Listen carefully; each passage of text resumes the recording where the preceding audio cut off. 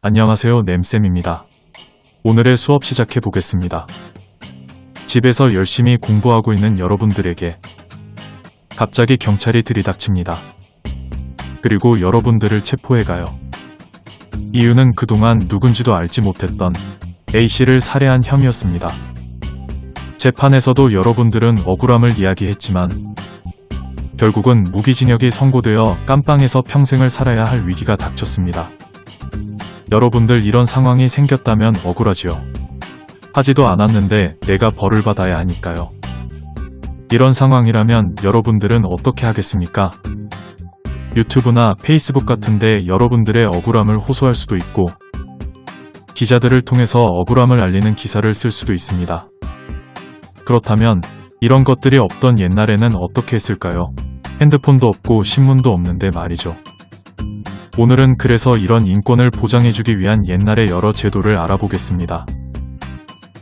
첫 번째로 격쟁이라는 게 있습니다.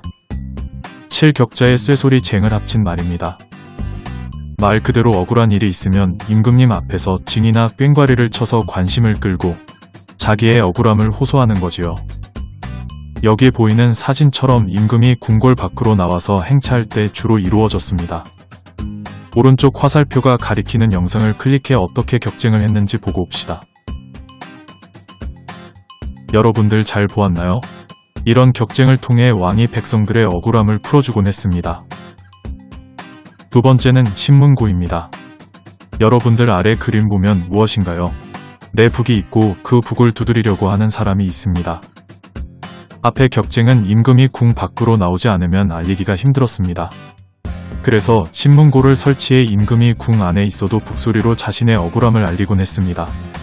오른쪽 위 화살표가 가리키는 영상을 클릭해 신문고를 통해 사람들이 정말 억울함을 잘 풀 수 있었는지 알아봅시다. 여러분들 잘 보았지요? 생각보다 신문고를 치는 것은 힘들어서 정말 억울한 게 아니면 알리기 힘들었을 것 같습니다. 세 번째는 상언입니다. 상언은 윗 상자와 말씀언을 합친 거입니다. 위에다가 말한다는 뜻이겠네요. 상언은 신문고나 격쟁과 달리 억울한 일을 문서에 써서 임금에게 알리는 거였습니다. 여기 사진처럼 임금에게 글을 써서 전달할 수 있었습니다.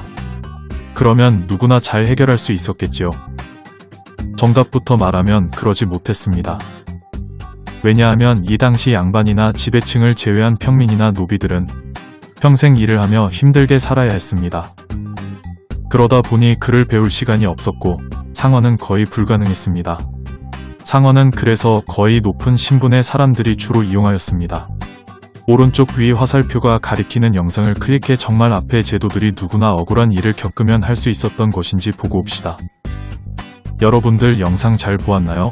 영상에도 나오듯이 사실상 신분제도가 있던 조선시대의 모든 사람의 억울함을 풀어주는 데는 부족함이 많았습니다. 마지막은 삼심제도입니다. 삼심제도는 오늘날의 대부분 나라에도 있습니다. 억울한 일이 최대한 생기지 않도록 재판을 3번까지 받을 수 있게 한 것이지요. 조선시대에도 마찬가지로 처음 재판이 마음에 안 들면 두 번째로 더 높은 데 가서 재판을 받을 수 있었고 총 3번까지 재판을 받을 수 있었습니다. 최대한 억울함이 덜 생기게 하기 위해서이지요. 역시 오른쪽 위 화살표가 가리키는 영상을 보고 옵시다. 여러분들 잘 보았지요? 그러면 오늘 배운 것을 정리해 봅시다. 옛날 인권 신장을 위한 제도에는 우선 격쟁과 신문고가 있었습니다. 격쟁은 임금이 행차할 때 꽹과리 같은 걸로 소리를 내 억울함을 알리는 제도였고 신문고는 억울한 일이 있을 때 북을 쳐서 궁 안에 임금에게 알리는 거였습니다. 또 상언과 삼심제도도 있었습니다. 상언은 글을 써서 억울함을 호소하는 제도였고 삼심제도는 최대한 덜 억울하게 3번의 재판을 받게 하는 거였습니다. 하지만 현실은 실행하기 힘들었고 신분제도가 있어서 높은 사람들이 아니면 억울함을 제대로 풀기는 힘들었습니다. 여러분들 오늘은 여기까지 하겠습니다.